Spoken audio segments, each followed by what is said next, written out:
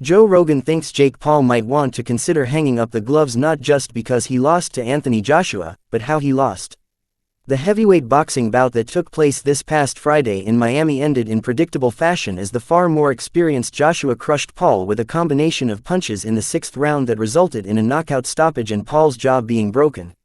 It was the first loss for Paul, a former YouTube star who fell to 12-2 as a pro fighter. On his podcast, Rogan reviewed Paul's performance and warned the 28-year-old that retiring early would be a wise move. Rogan has seen plenty of fights up close in his career, having served as a UFC color commentator since 1997. From Chuck Liddell to B.J. Penn to Nate Diaz to Justin Gaethje to Antonio, Bigfoot, Silva, countless fighters have left it all inside the octagon to the point that fans are fair to question the effect their accumulated in-cage damage could have on their future health. It's not a fate Rogan thinks Paul should even consider after being rocked by Joshua. That punch that he got from Joshua, say if you have a punch card, Rogan said. You have so many punches you can get in your life, which I believe you do, that one was like 10 punches. That was a lot of concussions in that one punch. That was real damage. If someone is breaking your jaw in 2 places, the inside of your head, there's a lot of damage going on in there, too.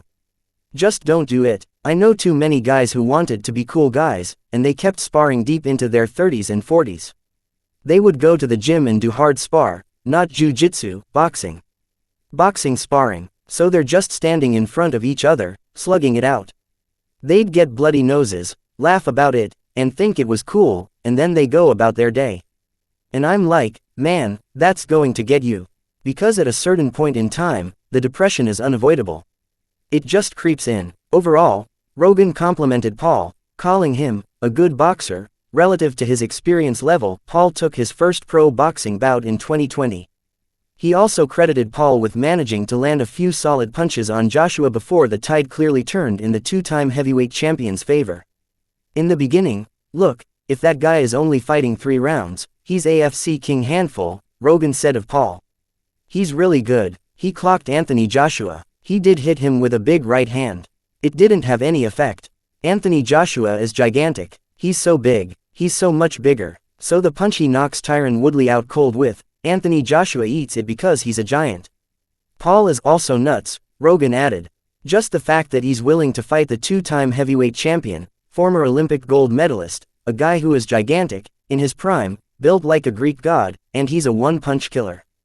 And you're going to stand in front of that guy. And he avoided shots until the 6th round. He just started getting tired. Ellipsis. You can't afford to get tired, and that's the thing is, he gets tired in a lot of his fights in the later rounds. You should really sort that out, because if he had a much bigger gas tank, if he was training with these elite, world-class strength and conditioning coaches, and he just worked on his cardio, he'd be beating way more guys. 100%. Paul sounds confident he will bounce back from his first knockout loss and fight again, mentioning interest in a matchup with former UFC heavyweight champion Francis Ngannou. Rogan understands why Paul is determined to keep boxing, but hopes, the problem child, knows when to call it a day. He could do anything, Rogan said. If he can do what he did in boxing, he could do anything. Just don't do it forever. It's just one of those things where the price you pay is eventually not worth it. Awesome that he did. Guy's got balls. He's got nothing but respect from me. Nothing but respect. Just don't do it forever.